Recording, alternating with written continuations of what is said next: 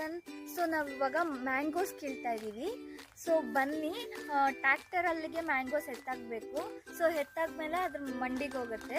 So ಬನ್ನಿ ಎತ್ತಾಕೋಣ. ನೋಡಿ ಅಲ್ಲಿ ಟ್ರ್ಯಾಕ್ಟರ್ ನಿಂತಿದೆ. ಬನ್ನಿ ಹೋಗಿ ಮ್ಯಾಂಗೋಸ್ ಎತ್ತಾಕೋಣ.